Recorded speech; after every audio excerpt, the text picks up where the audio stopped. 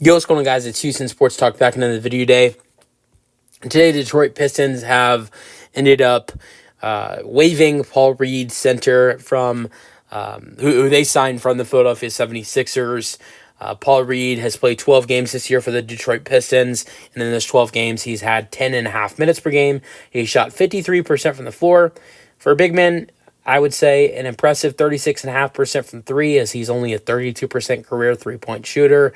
He's averaged 5 points per game with 2 rebounds per game, 1 assist per game, nearly 1 steal per game, and a half a block per game this season with the Detroit Pistons. The big reason you're seeing this move happen is not about the way Paul Reed has played on the floor this year, mainly about roster and salary cap flexibility going into the trade deadline. We're seeing trades start to happen tomorrow on Sunday. About 90% of the league, a little bit over 90% of the league is tradable, with recently signed players being able to be traded. The trades you've seen in the last couple days, DeAnthony Melton and Dennis Schroeder getting swapped with Brooklyn and Golden State, Thomas Bryant going to the Indiana Pacers. Those trades aren't even finalized or official until tomorrow, because those are all recently signed players. DeAnthony Melton signed in Golden State. Thomas Bryant re-signed with Miami in the offseason, and then same thing goes for Dennis Schroeder, as he re-signed with Brooklyn in the offseason. So those trades aren't official until tomorrow because they're recently signed players. And so I think you're going to see the trade market potentially be more active than it was earlier last year. Like last year, the first trade we saw happen was on December 30th. And was with the Knicks and OG Anunoby.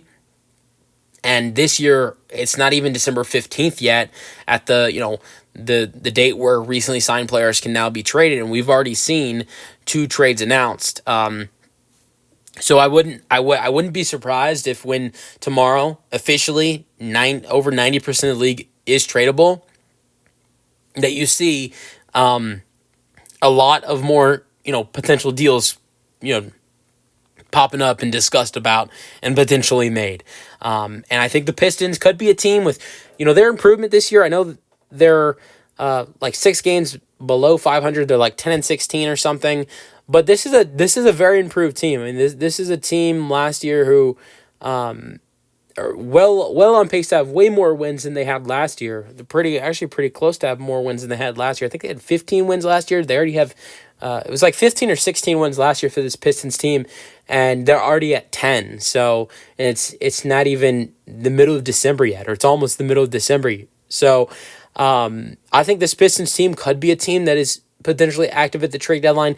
These last couple years, you've seen the Pistons more of a seller, trying to get rid of their guys because they're not in the mode of winning. We're a losing basketball team. But as they're starting to go the direction of up instead of down, you very well might see the Pistons as buyers this trade deadline, and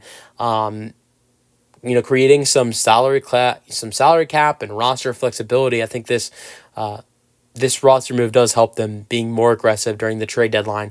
Let me know your thoughts on the roster move for the Pistons in the comment section, and peace out.